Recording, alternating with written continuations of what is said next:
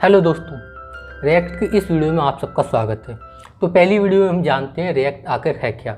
देखिए, मैं अपने पीसी पे आ चुका हूँ और यहाँ पे लिखा हुआ व्हाट इज रिएक्ट। ओके, तो रिएक्ट आखिर है क्या। देखिए, react is a free open source front end JavaScript library for building user interface.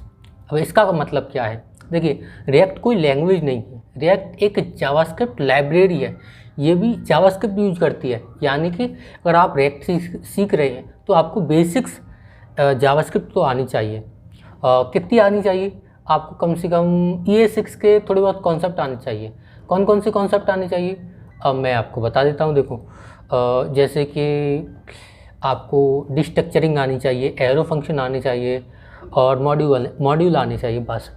और जो भी बाकी की ज़रूरत होगी मैं आपको सिखा दूँगा साथ ही साथ में। और अगर आपको जावास्क्रिप्ट में ES6 के कॉन्सेप्ट नहीं क्लियर है तो मैं इस वीडियोस में ही कवर कर लूँगा। ओके, तो react is a free open source JavaScript library, ये तो आप समझ गए। और फॉर बिल्डिंग यूजर इंटरफेस, हम इससे यूजर इंटरफेस बना सकते हैं। इंटरफेस मतलब इंटरफेस का मतलब कोई ऐसा पेज, कोई ऐसी वेबसाइट जिससे कोई व्यक्ति, कोई पर्सन इंटरेक्ट कर सके। Okay, based on component. अभी कंपोनेंट्स क्या हैं भाई, यही सब कुछ है। कंपोनेंट ही इसमें सब कुछ है। कंपोनेंट का मतलब होता है जैसे कि कोई बाइक है, बाइक में बहुत सारे कंपोनेंट होते हैं। टायर एक कंपोनेंट है, ब्रेक एक कंपोनेंट है। तो जो होता है मोटरसाइकिल होती है ना, बाइक, वो बहुत सारे कंपोनेंट से मिलकर बनी होती है। तो यही है ना कि रिएक्ट भी बहुत सारे कंपोनेंट से मिलकर बना हुआ है। अब इसका क्या फ़ायदा है? इसका ये फ़ायदा है कि जैसे हमने नेव बार बनाया तो हमें नेव बार हर जगह, जैसे कि हमने नेव बार बनाया मेन वेबसाइट पे तो नेव बार की ज़रूरत होती है। फिर हमने कॉन्टेक्ट पेज बनाया, वहाँ पे भी नेव बार चाहिए। तो क्या हम अलग अलग दोनों जगहों पे अपना कोड लिखेंगे? नहीं, हम सिर्फ एक कंपोनेंट पे कोड लिखेंगे और इस कंपोनेंट को, जो रेडीमेड कंपोनेंट है, उसको यूज कर लेंगे, उसको उठा के लगा देंगे। ओके, सिर्फ एक लाइन में, जो हज़ारों लाइन आपने लिखी है एक कंपोनेंट में, उसको सिर्फ एक लाइन लिखने से वो सारा काम हो जाएगा। ये आप आगे सीखोगे, काफ़ी मज़ेदार है ये। ओके, मैं इसको बता देता हूँ। देखो, कंपोनेंट आकर है क्या, मैंने एक प्रोजेक्ट बनाया था, ये रहा। देखिए, होम पेज ये है। सॉरी, मैं इसको दिखाता हूँ। देखो, मैं इस पे गया प्रोडक्ट पे, तो यहाँ पे भी होम पेज है। तो मैंने यहाँ पे ये इसका होम पेज का कोड लिखा नहीं है, यहाँ पे बस मैंने जो कंपोनेंट है उसको यहाँ पर रीयूज कर लिया, एक लाइन लिखी और वो सारा का सारा कोड यहाँ पे आ गया। यही है कंपोनेंट की पावर। कैसे? देखो, मैंने सिर्फ ये है ना, ये एक बार लिखा। प्रोडक्ट के लिए जो कोड है ना, बैकग्राउंड कलर ये होना चाहिए, ये बैकग्राउंड शैडो ये होनी चाहिए, और प्राइस का फॉन्ट ये होना चाहिए। तो मैंने सिर्फ एक बार लिखा और ये मैंने सभी को रीयूज कर लिया। अब आप बोलोगे भाई ये तो अलग अलग है, प्राइस भी अलग है, ये भी अलग अलग है। तो हम प्रॉप भेज सकते हैं। प्रॉप होते हैं, प्रॉप का मतलब होता है प्रॉपर्टी। हम उसको यूज़ करके हम उस कंपोनेंट को और भी ज़्यादा डायनेमिक बना सकते हैं और हम API का भी कॉल कर सकते हैं। तो हमारा कंपोनेंट है बहुत ही ज़्यादा पावरफुल हो जाते हैं। इसी तरह से इसका रिएक्ट का उपयोग करने से हमारा जो रिएक्ट है ना, बहुत ही सुपर फास्ट हो जाता है। और इसमें बहुत सारे ऐसे कंसेप्ट हैं जिससे रिएक्ट बहुत ज़्यादा सुपर फास्ट हो जाता है। ये हम बाद में जानेंगे। और हम जानते हैं इट मेंटेन बाय मेटा, यानी ये फेसबुक ने बनाया था। कब बनाया था?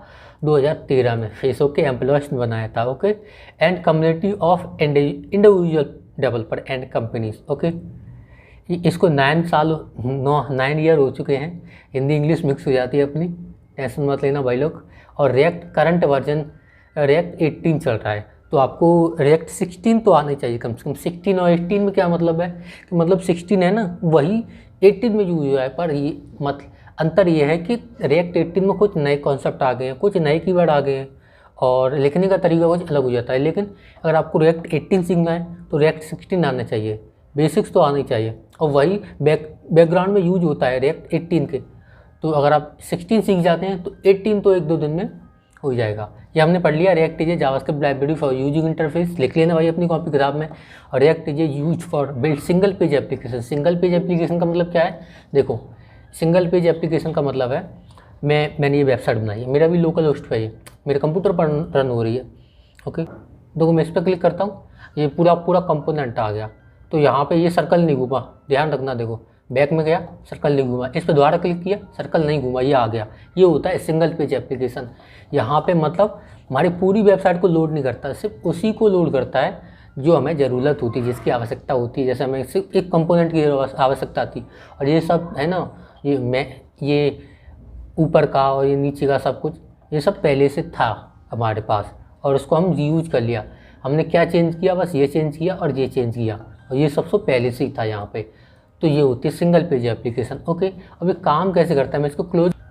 तो दोस्तों रिएक्ट आखिर वर्क कैसे करता है, रिएक्ट काम कैसे करता है और ये वर्चुअल डोम का कॉन्सेप्ट क्या है रिएक्ट में। ये इंटरव्यू में पूछा जाता है कि रिएक्ट काम कैसे करता है और वर्चुअल डोम क्या है रिएक्ट में। तो दोस्तों instead of manipulating the browser DOM directly, ये क्या करता है कि ये डायरेक्टली ब्राउज़र डोम को एक्सेस नहीं करता, उसको डायरेक्टली मैनिपुलेट नहीं करता, जबकि जावास्क्रिप्ट डायरेक्टली मैनिपुलेट करता है। इसलिए और वो जावास्क्रिप्ट थोड़ा स्लो हो जाता है अगर बहुत सारा कोड होता है। तो रिएक्ट क्या करता है यहाँ पे, रिएक्ट करता है create a virtual DOM in memory. वो वर्चुअल डोम बनाता है मेमोरी में, खुद दिमाग में ही सोचेगा, वो दिमाग में ही बनाएगा एक वर्चुअल डोम।